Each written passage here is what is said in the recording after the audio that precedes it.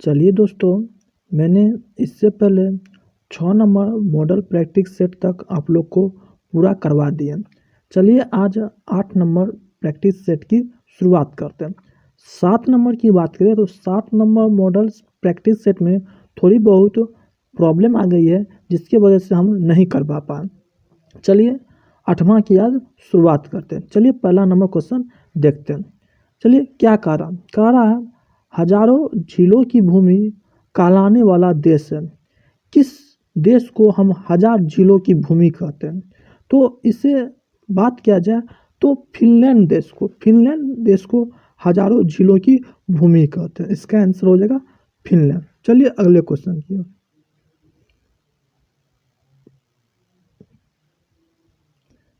कह रहा है ब्रह्मपुत्र नदी को तिब्बत में सांगपो कहा जाता है। इसे बांग्लादेश में क्या कहा जाता है? बात किया जाए ब्रह्मपुत्र नदी को बांग्लादेश में जमुना के नाम से जाना जाता है। और गंगा नदी की बात करें, गंगा नदी को बांग्लादेश में पद्मा के नाम से जाना जाता है। लेकिन ब्रह्मपुत्र नदी और गंगा नदी अपना जल बंगाल के खाड़ी में गिराती है, वो मेघना के नाम से। किस नाम से? मेघना के नाम से। तो ये 3 प्रश्न भी आपको याद रखना होगा। चलिए अगले क्वेश्चन की ओर ध्यान दीजिए। कह रहा है भारत में सर्वश्रेष्ठ पुरस्कार कौन है? भारत का सर्वश्रेष्ठ पुरस्कार है परमवीर चक्र। दूसरा स्थान पर आता है महावीर चक्र। तीसरा स्थान पर वीर चक्र। तो सबसे पहले महावीर चक्र आएगा। आंसर हो गया महावीर चक्र। चलिए अगले क्वेश्चन की ओर। कहा जा रहा है वीर भूमि समाधि है। वीर भूमि की बात करें तो राजीव गांधी के समाधि स्थल को वीर भूमि कहा जाता है। इंदिरा गांधी की बात करें, इंदिरा गांधी के समाधि स्थल को शक्ति कहा जाता है, शक्तिमती।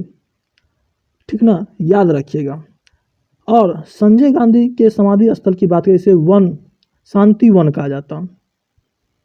याद रखिएगा, संजय गांधी के समाधि स्थल को शांति वन, राजीव गांधी के वीर भूमि। अभी आंसर हो जाएगा वीर भूमि। चलिए अगले प्रश्न की ओर। कहा जा रहा है सेवा, कर्मभूमि और गबन की हिंदी लेखक की श्रेष्ठ कृतियां हैं। बात किया जाए प्रेमचंद की, ये तीनों लेख प्रेमचंद की कृति है, तो याद रखिएगा प्रेमचंद। चलिए अगले क्वेश्चन। कबीर के उपदेशों का सबसे महत्वपूर्ण संकलन कौन है? कबीर की बात किया जाए, कबीर जी के सबसे महत्वपूर्ण संकलन है बीजक। कौन है? बीजक। रत्नावली की बात करें तो हर्षवर्धन, रत्नावली के लेखक कौन है? हर्षवर्धन। आदि ग्रंथ के लेखक कौन है? गुरु अर्जुन देव। कौन है? गुरु अर्जुन देव। चलिए आगे बढ़ते हैं। दिलवारा के मंदिर एक उदाहरण है। दिलवारा की मंदिर की बात करें तो दिलवारा की मंदिर राजस्थान के अरावली पर्वत पर है। कहाँ पर है? अरावली पर्वत पर। तो हमको बताना है कौन शैली में निर्मित है। ध्यान दीजिएगा, जो भी मंदिर उत्तर भारत में होंगे उसे नागर शैली कहते हैं। राजस्थान उत्तर में, इसका आंसर हो जाएगा नागर शैली। दक्षिण के मंदिर को द्रविड़ शैली, दक्षिण के मंदिर को द्रविड़ शैली। नागर शैली और द्रविड़ शैली के संयुक्त मिश्रण को बेसर शैली कहा जाता है। तो अभी आंसर हो जाएगा नागर शैली। विज्ञान दिवस मनाया जाता है। विज्ञान दिवस की बात करें, विज्ञान दिवस 28 फरवरी को मनाया जाता है। सीवी रमन के रमन इफेक्ट के खोज की उपलक्ष्य में। 5 सितंबर को शिक्षक दिवस, 14 नवंबर को मधुमेह दिवस, 24 अक्टूबर को संयुक्त राष्ट्र दिवस। चलिए अगले क्वेश्चन की ओर। नृत्य शैली डोली कुनिथा किस भारतीय राज्य से संबंधित है? तो इसका सही आंसर कर्नाटक। अगला क्वेश्चन है न्यूनतम समर्थन मूल्य एमएसपी तय करने की जिम्मेदारी किसकी है? बात किया जाए एमएसपी तय करने की जिम्मेदारी कृषि लागत और मूल्य आयोग का है। चलिए अगले क्वेश्चन की ओर। कहा जा रहा है फ्रांस और स्पेन की सीमा पर कौन सा पर्वत शिखर स्थित है। बात किया जाए फ्रांस और स्पेन की सीमा पर, तो फ्रांस और स्पेन की सीमा पर पिरेनी पर्वत है। कौन? पिरेनी पर्वत। चलिए आगे बढ़ते हैं। समान रूप से मुद्रा नीति का प्रधान लक्ष्य। बात किया जाए मुद्रा नीति की, तो मुद्रा नीति का प्रधान लक्ष्य होता है मुद्रा आपूर्ति का नियंत्रण करना। मुद्रा आपूर्ति का नियंत्रण करना। चलिए अगले क्वेश्चन। कहा जा रहा है गांधी जी किसे अपना राजनीतिक गुरु मानते हैं। गांधी जी की बात करें, गांधी जी के राजनीतिक गुरु थे गोपाल कृष्ण गोखले, और गोपाल कृष्ण गोखले के गुरु थे एमजी रनाडे। एमजी रनाडे, याद रखिएगा। चलिए अगले क्वेश्चन। भारत ने किस वर्ष में राष्ट्रमंडल खेलों की मेजबानी की है। बात किया जाए भारत की, तो भारत 2010 में राष्ट्रमंडल खेलों की मेजबानी की है, और राष्ट्रमंडल खेल दिल्ली में हुआ था। कहाँ हुआ था? दिल्ली में। चलिए अगले क्वेश्चन। संगम साहित्य किस भारतीय भाषा में लिखा गया। संगम साहित्य की बात करें तो संगम साहित्य तमिल भाषा में लिखी गई। चलिए अगला क्वेश्चन। संविधान में उद्घोषित मौलिक अधिकार में संशोधन किया जा सकता है केवल। बात किया जाए भारतीय संविधान में संशोधन संसद के द्वारा किया जाता है। संसद संविधान के तमाम भागों में संशोधन कर सकती है अनुच्छेद 368 के तहत। अनुच्छेद 368 के तहत इसका आंसर हो जाएगा संसद द्वारा। चलिए अगला। राष्ट्रपति अपना त्याग पत्र संबोधित कर सकते हैं। राष्ट्रपति की बात करें, राष्ट्रपति अपना त्याग पत्र उपराष्ट्रपति को अनुच्छेद 56 के क्लॉज 1 के तहत उपराष्ट्रपति को सौंप सकते हैं। तो इसका आंसर हो जाएगा उपराष्ट्रपति। चलिए अगले क्वेश्चन की ओर।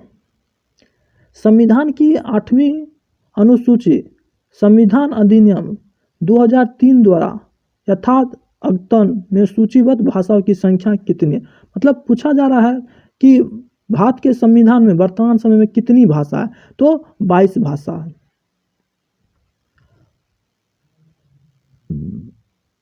अगला क्वेश्चन है जैविक आवर्धन के बारे में निम्नलिखित में से कौन सा कथन असत्य है, मतलब गलत चुनना।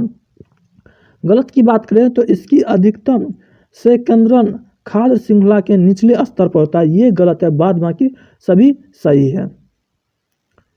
चलिए 20 नंबर।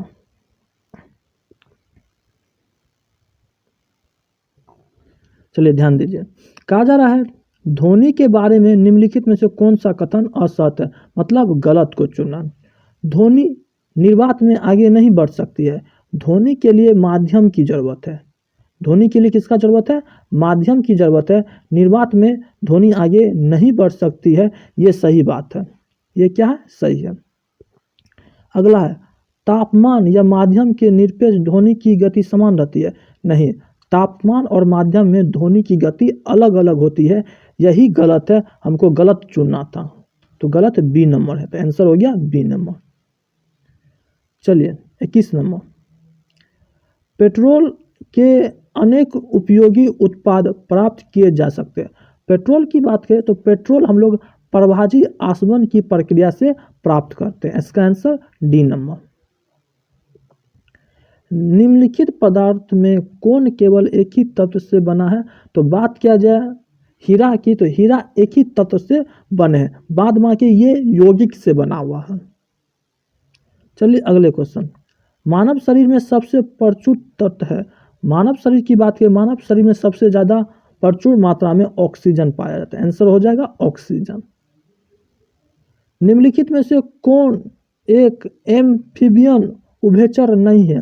एम्फीबियन की बात करें, मेढक, टोड, सेलामेंडर, ये सब एम्फीबियन वर्ग के अंतर्गत आते हैं। जबकि कछुआ की बात करें, कछुआ सरीसृप के अंतर्गत आते हैं। किसके अंतर? सरीसृप। तो आंसर हो जाएगा कछुआ। चलिए अगले क्वेश्चन। निम्नलिखित में से कौन सी बीमारी बैक्टीरिया से होती है। बात किया जाए क्षय रोग की, तो क्षय रोग को ही टीबी भी बोलते हैं। तो ये रोग बैक्टीरिया अर्थात जीवाणु के कारण होते हैं, बाद बाकी वायरस के कारण होता है। चलिए, नालियों और मोरियों को साफ करने के लिए किस रसायन का व्यापक रूप से उपयोग किया जाता है? तो व्यापक रूप से हम लोग सोडियम हाइड्रोक्साइड का उपयोग करते हैं। यहाँ पर ब्लीचिंग पाउडर भी होगा, लेकिन ब्लीचिंग पाउडर ऑप्शन में नहीं है, तो आंसर हो जाएगा सोडियम हाइड्रोक्साइड।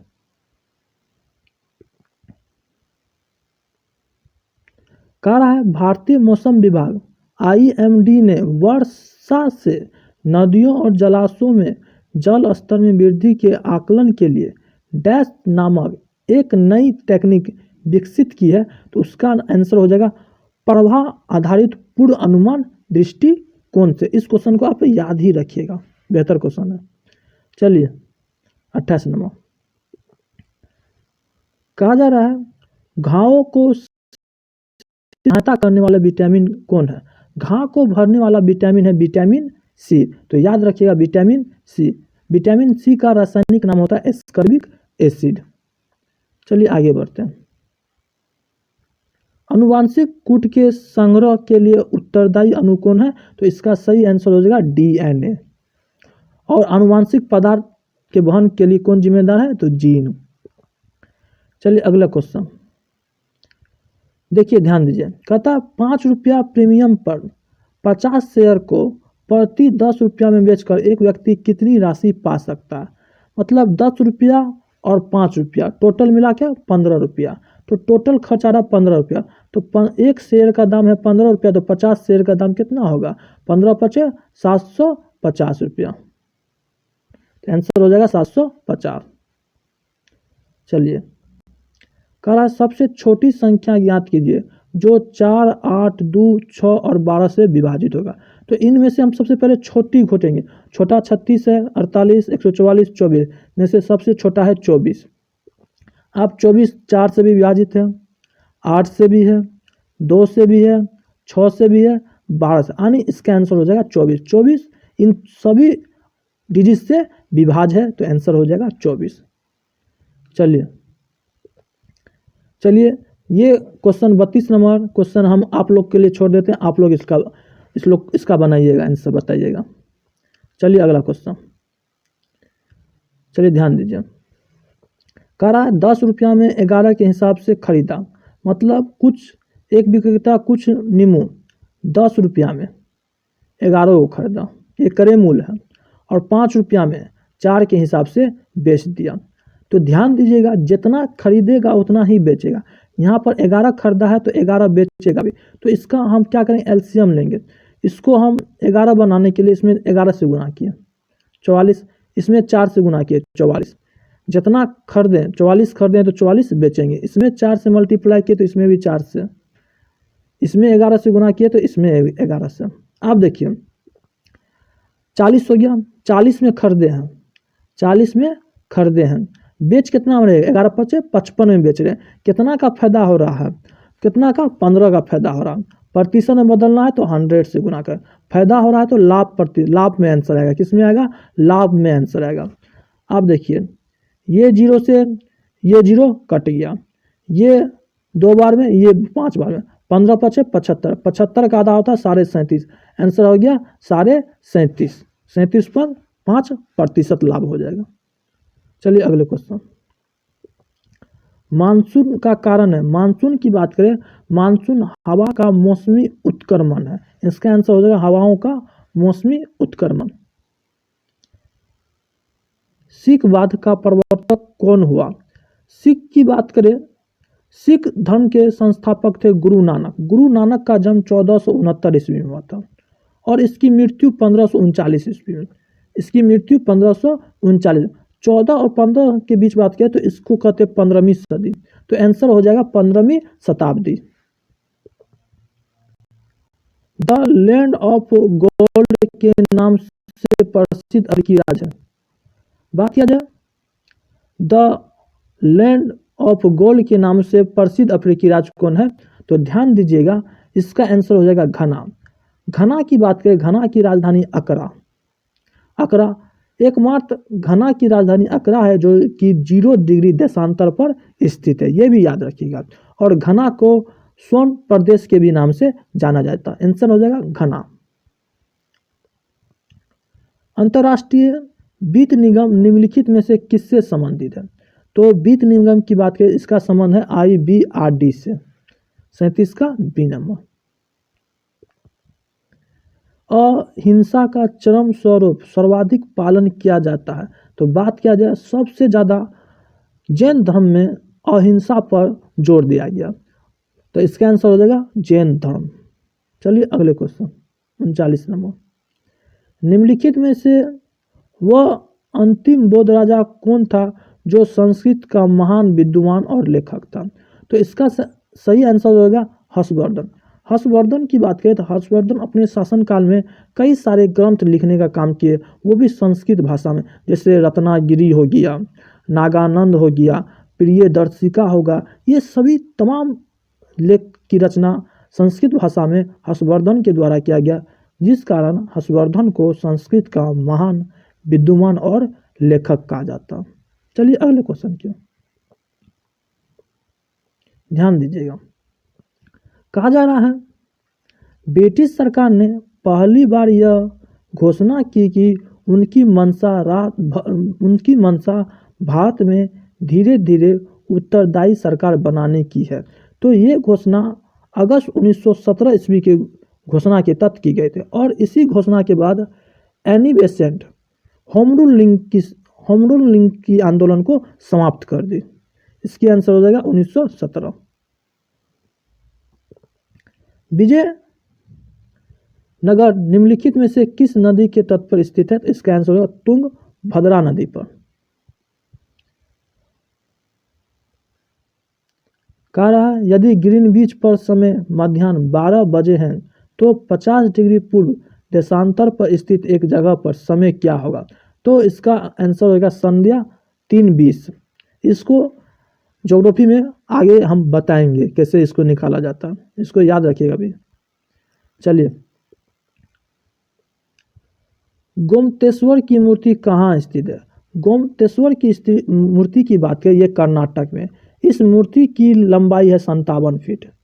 कितना फीट ऊंचा है? तो 57 फीट ऊंचा है, याद रखिएगा। आगे बढ़ते हैं। गीतांजलि पुस्तक का अंग्रेजी अनुवाद किसने किया था? गीतांजलि पुस्तक की बात करें तो इसका अंग्रेजी अनुवाद रविंद्रनाथ टैगोर के द्वारा किया गया था, और इसी पुस्तक के लिए रविंद्रनाथ टैगोर को 1913 ईस्वी में साहित्य का नोबेल पुरस्कार मिला था। चलिए अगले क्वेश्चन। चीनी तीर्थयात्री हेनसोंग ने भारत का भ्रमण किया था। तो बात किया जाए तो हर्षवर्धन के शासनकाल में। कब इसने भ्रमण किया? तो हर्षवर्धन के शासनकाल में। सौर मंडल की खोज किसने की थी? सौर मंडल की बात करें तो सौर मंडल की खोज कोपरनिकस के द्वारा किया गया था। कोपरनिकस पोलैंड के रहने वाले थे, ये पोलैंड के खगोल शास्त्री थे। ग्रह की खोज केपलर के द्वारा किया गया था। चलिए अगले क्वेश्चन। निम्नलिखित में से किन देशों के समूह से भूमध्य रेखा गुजरती है? बात किया जाए टोटल 13 देशों से भूमध्य रेखा गुजरती है, और 3 महादेश में एक हो गया दक्षिणी अमेरिका, अफ्रीका और एशिया। इन 3 महादेशों से भूमध्य रेखा गुजरती है, और टोटल 13 देश से। इसका आंसर होगा बी नंबर, कोलंबिया, केनिया तथा इंडोनेशिया से भूमध्य रेखा गुजरती है। चलिए अगले क्वेश्चन। किस अधिनियम द्वारा कंपनी अधिनियम समाप्त कर दिया गया? तो कंपनी के अधिनियम को भारत शासन अधिनियम 1858 के तहत समाप्त कर दिया। इसका आंसर होगा 1858 ईस्वी के अधिनियम द्वारा, और इसी अधिनियम के तहत भारत के गवर्नर जनरल का नाम बदलकर भारत का वायसराय कर दिया गया था। इसको भी याद रखिएगा। और इसी अधिनियम के द्वारा आगे चलकर मुगलों की सत्ता को समाप्त कर दिया गया था। चलिए अगले क्वेश्चन। बांग्लादेश से भारत का कौन सा राज्य सटा नहीं है? बांग्लादेश की बात करें तो देश से पश्चिम बंगाल, त्रिपुरा, मेघालय ये सब सटे हुए हैं, जबकि मणिपुर बांग्लादेश के साथ सीमा नहीं बनाती है। आगे, लोक लेखा समिति अपना वार्षिक रिपोर्ट किसे पेश करती है? लोक लेखा समिति की बात करें तो लोक लेखा समिति अपना वार्षिक रिपोर्ट लोकसभा के अध्यक्ष को सौंपती है। लोक लेखा में कुल 22 सदस्य होते हैं, जिसमें से 15 सदस्य लोकसभा से और 7 सदस्य राज्यसभा से। लोक लेखा समिति का कार्यकाल 1 वर्ष होता है और लोक लेखा समिति के अध्यक्ष विपक्ष के नेता होते हैं। चलिए आगे बढ़ते हैं। निम्नलिखित में से संसद का अंग, देखिए संसद 3 चीज से मिलकर बना होता है, लोकसभा, राज्यसभा और राष्ट्रपति। इसका आंसर हो जाएगा लोकसभा, राज्यसभा और राष्ट्रपति। संसद की बात की है तो संसद की चर्चा भारतीय संविधान के अनुच्छेद 79 में देखने को मिलता है। जनजातियों को इंगित करने के लिए पहली बार आदिवासी शब्द का प्रयोग किसके द्वारा किया गया था? तो इसका आंसर होगा ठक्कर बापा द्वारा। और महात्मा गांधी की 1932 ईस्वी में हरिजन संघ की स्थापना की गई थी और उस हरिजन संघ के महासचिव ठक्कर बापा थे, ये भी याद रखिएगा। चलिए अगले क्वेश्चन। निम्नलिखित में से कौन सी घटना पहले घटित थी? बात किया जाए, अल्बर्ट आइंस्टीन ने समान अपेक्षिकता सिद्धांत प्रस्तुत किया था 1915 ईस्वी में। बात किया जाए, मैक प्लांक ने क्वांटम सिद्धांत का प्रतिपादन कब किया था? 1900 ईस्वी में। और मार्कोनी की बात करें, मार्कोनी ने प्रथम बेतार वास्ता का बात की 1896 ईस्वी, याद रखिएगा। और मैडम क्यूरी की बात करें, मैडम क्यूरी को नोबेल पुरस्कार 2 बार मिला, एक वो 1903 में, एक बार 1911 ईस्वी में। तो हमसे पूछा जा पहले घटित हुई है तो सी नंबर। चलिए अगले क्वेश्चन की। विश्व व्यापार संगठन का पूर्व नाम क्या था? मतलब विश्व व्यापार संगठन का पुराना नाम क्या था? तो गेट था। गेट की स्थापना 1948 ईस्वी में हुआ था और विश्व व्यापार संघ की स्थापना 1 जनवरी 1995 ईस्वी में किया गया था। निम्नलिखित में से कौन सा देश भारत के झींगा मछली का आयात सबसे अधिक करता है? तो इसका आंसर हो जाएगा चीन। इसका आंसर हो जाएगा चीन, सॉरी, इसका आंसर चीन हो जाएगा, तो याद रखिएगा। चलिए अगले क्वेश्चन की ओर। अकबर के शासनकाल में केंद्रीय मशीनरी द्वारा मान्यता प्राप्त मिलिट्री विभाग का प्रधान कौन था? मिलिट्री मतलब सैन्य विभाग। सैन्य विभाग का प्रधान मीर बख्शी था, जबकि अकबर के शासनकाल में वित्त विभाग का प्रधान की बात करें, वित्त विभाग के प्रधान दीवान था। कौन था? दीवान था, याद रखिएगा। चलिए, राज्यसभा के सदस्य निर्वाचित होने के लिए आवश्यक न्यूनतम उम्र सीमा कितनी होना चाहिए? राज्यसभा की बात करें, राज्यसभा के लिए न्यूनतम उम्र 30 वर्ष होना चाहिए और राष्ट्रपति, उपराष्ट्रपति बनने के लिए 35 वर्ष चाहिए, जबकि लोकसभा और विधानसभा के सदस्य बनने के लिए न्यूनतम उम्र 25 वर्ष चाहिए। चलिए अगले क्वेश्चन की।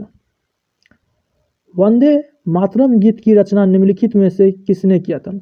बात किया जाए वंदे मातरम गीत की, तो वंदे मातरम गीत बंकिम चटर्जी के द्वारा की गई थी और इसकी एक उपन्यास थी आनंद मठ। आनंद मठ में ही वंदे मातरम गीत की चर्चा की गई और वंदे मातरम गीत कांग्रेस के अधिवेशन 1896 के कोलकाता अधिवेशन में पहली बार गाया गया था और इस अधिवेशन के अध्यक्ष थे रहीमतुल्लाह साहनी। चलिए आगे बढ़ते हैं। 59 कहा जा रहा है वर्ष 1857 में मेरठ में प्रथम सिपाही विद्रोह की आग किस दिन भड़की थी? बात किया जाए मेरठ में 1857 के विद्रोह की आग 10 मई 1857 ईस्वी को भड़की थी। बात किया जाए मेरठ की, तो मेरठ की पैदल सेना, पैदल टुकड़ी सेना, जिसका संबंध 20वीं नेटिव इन्फेंट्री से था। इसी के द्वारा 1857 की क्रांति की शुरुआत की गई और 1857 की क्रांति के नेता रो कदम सिंह थे। रो कदम सिंह, तो याद रखिएगा मेरठ के सिपाही विद्रोह के नेतृत्वकर्ता कौन थे? रो कदम सिंह। चलिए अगले क्वेश्चन। पंडित रवि शंकर का संबंध निम्नलिखित में से किस वादन से है? तो इसका आंसर हो जाएगा सितार। सनाई वादन, बिस्मिल्लाह खां का संबंध था सनाई वादन से। एन राजन का संबंध किससे? तो वैलिन से। तबला की बात की अल्लाह रखा खां जाकिर हुसैन खां का संबंध किससे? तो तबला से। चलिए अगले क्वेश्चन। सतलज, चिनाब और रावी निम्न में से किसकी सहायक नदी है? तो ये सभी सिंधु की सहायक नदी है। आंसर हो जाएगा सिंधु। अनुच्छेद 370 का संबंध किस राज्य के विशेष प्रावधान से था? तो जम्मू कश्मीर। अब इसे समाप्त कर दिया गया है।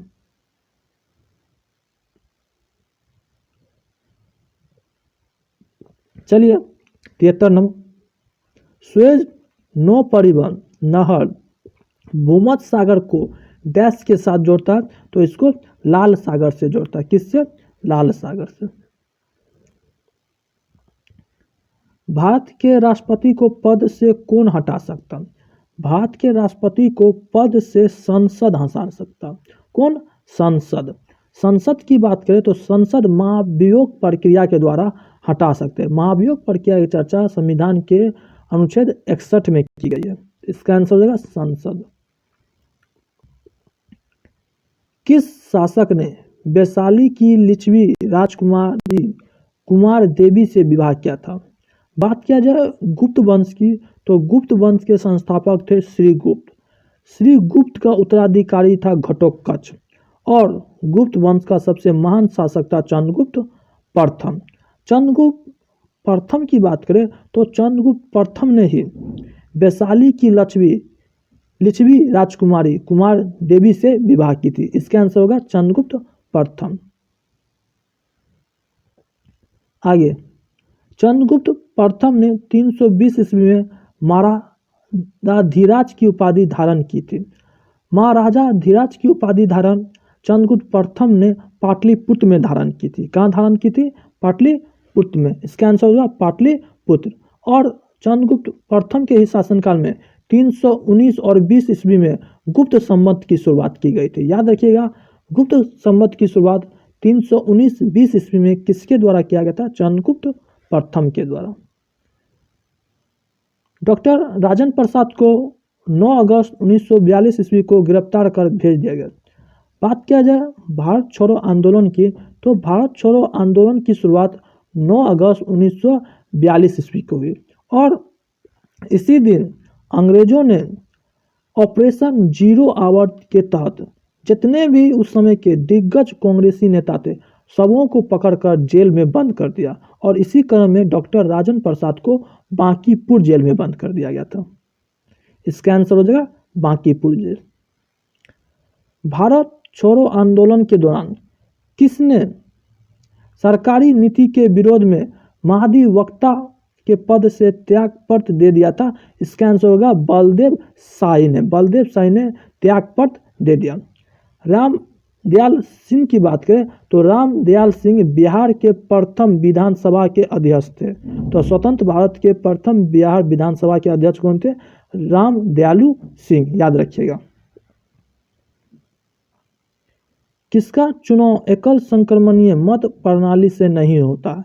तो विधानसभा के सदस्य का चुनाव एकल संक्रमणीय मत प्रणाली से नहीं होता बल्कि इस चुनाव में आम जनता भाग लेती है और प्रत्यक्ष मतदान के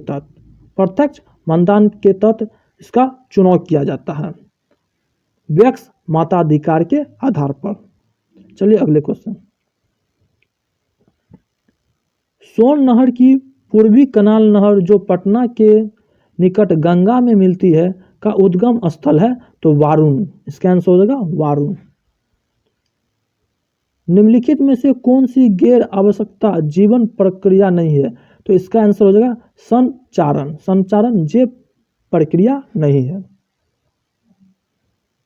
प्रकाश का तरंग सिद्धांत प्रतिस्थापित किया गया था।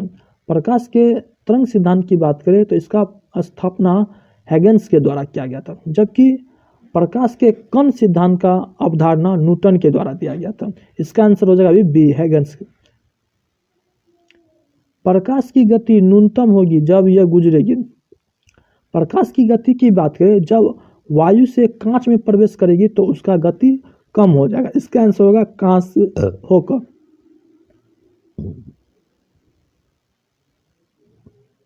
चलिए अगले क्वेश्चन। जब 0 डिग्री से 10 डिग्री तक जल को गर्म किया जाता है तब जल का आयतन क्या होगा। देखिए, पहले जल का आयतन कम होता है 4 डिग्री से, 0 से 4 डिग्री तक, उसके बाद वो बढ़ने लगता है। तो इसका आंसर हो जाएगा पहले कमता है बाद में बढ़ता है। त्वरित चालक निर्मित होती है। चलिए चालक की बात करें, त्वरित चालक की, तो इसका तांबा से निर्मित किया जाता है। इसका आंसर हो जाएगा तांबा से। चलिए निम्नलिखित निम्न को सुमेलित कीजिए। विटामिन सी, विटामिन सी की बात करें ये स्कर्वी से होता है। विटामिन सी की कमी से स्कर्वी रोग होता है। विटामिन डी से बात करें, विटामिन डी की कमी से रिकेट रोग होता है। विटामिन बी से बेरी बेरी, विटामिन ए से रोटोंडी। तो याद रखिएगा, ठीक है। आगे बढ़ते हैं। निम्नलिखित में से कौन सा लवण ग्रीन फ्लेम परीक्षण देता है। तो ग्रीन फ्लेम परीक्षण BaCl2 के द्वारा किया जाता है। Barium chloride. माइकोप्लाज्म विषाणु से भिन्न है क्योंकि यह संवेदनशील है। ये इसका आंसर होगा टेट्रासाइक्लिन पर। सापेज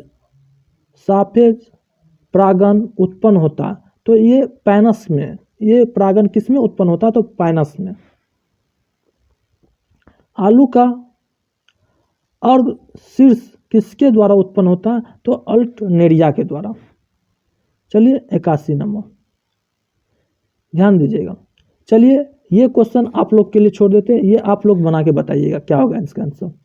चलिए 82 नंबर, कहता 12 और 48 का तृतीय अनुपात क्या होगा। देखिए 12:48 तृतीय अनुपात पूछा जा रहा है। जो पूछा जा रहा है उसको हम x मान देंगे, लेकिन बीच में 48 हो तो 48 को डबल कर देंगे, फिर एक बार 48 लिख देंगे, ठीक है ना। यहाँ पर 48 है।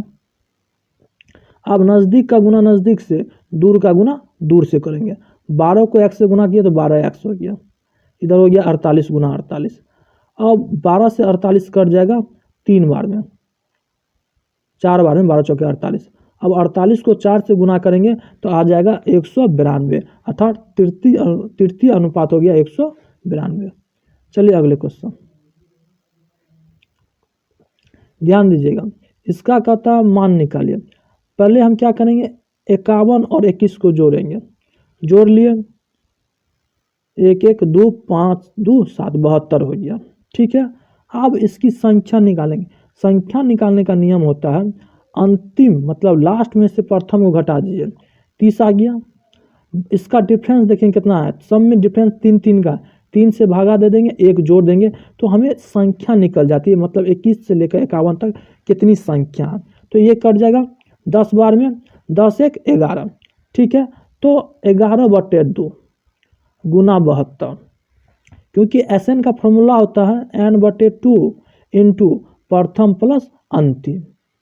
तो n आ गया 11/2 और प्रथम प्लस अंतिम हम कर लिए, 21 और 51 72। अब इसको काटिए 36 बार में, 11 गुना 36 करिए 396, ठीक है। चलिए इसको देखिए, इस एक संख्या m 25 से विभाज्य है। यदि m+5 इंटू m+1 को 25 से विभाजित किया जाता है तो शेषफल क्या होगा। यहाँ 5 है, आंसर शेषफल हो जाएगा 5। चलिए अगला क्वेश्चन, ध्यान दीजिए। इतना का मान क्या होगा, इसको हम मान लेंगे a, इसको मान लेंगे b, इसको a इसको b। अब ध्यान दीजिए, a प्लस b का whole square minus a minus b का होल स्क्वायर बराबर होता है 4ab। क्या होता है 4 तो 4 की जगह पर हम लोग लिखेंगे 4.6, ठीक है। बी की जगह पर लिखेंगे 3.1। अब सबको गुना करना है, गुना करिएगा तो आ जाएगा 57.04। निम्नलिखित में से कौन सी संख्या एक विषम तथा अभाज्य संख्या है? तो इसका आंसर होगा 61।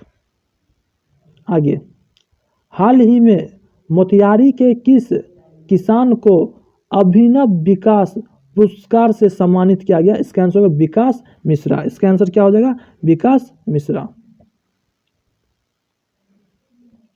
ध्यान दीजिएगा 88 नंबर क्वेश्चन कहता एनीमिया मुक्त भारत सूचकांक 2020-21 में बिहार की रैंकिंग क्या है? इस बिहार का स्थान है 22वां। ये सब बिहार से रिलेटेड करेंट है, इसको याद रखिएगा सारा करेंट। चलिए ध्यान दीजिए अगला क्वेश्चन। बुजुर्गों के लिए हाल ही में जारी quality of life index report में बिहार का रैंक क्या है? तो बिहार का रैंक है दूसरा। क्या हो जाएगा? दूसरा। तीसरा, चलिए, बिहार पंचायत चुनाव 2021 की अधिसूचना कब जारी की गई थी? तो 25 अगस्त 2021 को, लेकिन इस दिन सूचना जारी हुई थी लेकिन मतदान नहीं हुआ। मतदान दिसंबर में जाके हुआ था। चलिए, 2011-12 के स्थिर मूल पर बिहार में प्रति व्यक्ति आय वित्त वर्ष 2019-20 में कितनी रही थी? तो इसका आंसर क्या हो जाएगा? 34,413 रुपया। चलिए अगले क्वेश्चन। हाल ही में बिहार सरकार ने सौर ऊर्जा 250 मेगावाट बिजली उत्पादन के लिए निम्नलिखित में से कौन सा सोलर प्लांट लगाने की घोषणा की है? चलिए इसका आंसर देखते हैं। इसका आंसर हो जाएगा भागलपुर। इसका आंसर क्या हो जाएगा? भागलपुर, याद रखिएगा। चलिए, ये क्वेश्चन पता नहीं चल रहा, हम कह रहे, सुन लीजिए। कह रहा है बिहार सरकार प्रत्येक जिले में ट्रांसजेंडर समुदाय से पुलिस विभाग के लिए कितने सीट आरक्षित किए हैं? तो 5%। चलिए इसको छोड़ देते हैं। चलिए इधर देखिए, बिहार सरकार ने भ्रष्टाचार पर रोक लगाने के लिए कब से एम पासपोर्ट लॉन्च की है? तो इसका आंसर हो जाएगा 1 मार्च। अगला क्वेश्चन है, बिहार सरकार द्वारा यातायात की जानकारी देने के लिए कितने जिले में ट्रैफिक पार्क स्थापित किया है? तो 38 जिला में। हाल ही में बिहार सरकार ने हर घर नल जल योजना के तहत जल आपूर्ति में आ रही शिकायत के लिए कौन सी टोल फ्री नंबर जारी की है? तो इसका आंसर हो जाएगा सी नंबर। याद रखिएगा अपना टोल फ्री नंबर आप। बिहार में गंगा नदी के किनारे कुल कितने जिले में जैविक कॉरिडोर स्थापित किए जा रहे हैं? तो इसका आंसर हो जाएगा 9 जिला। चलिए अगले क्वेश्चन। बिहार में कितने सैनिटरी पैड बैंक स्थापित किए जाएंगे? तो कितने किए जाएंगे? 40। आंसर हो जाएगा 40। चलिए 8वां मॉडल प्रैक्टिस सेट आप लोग का पूरी तरह समाप्त हो गया है। अब कल 9वां प्रैक्टिस सेट शुरू करेंगे। थोड़ा बहुत कमी रह गई, आगे ये दिक्कत नहीं होगा। चलिए धन्यवाद आप सबों का, ध्यान रखिएगा आप लोग।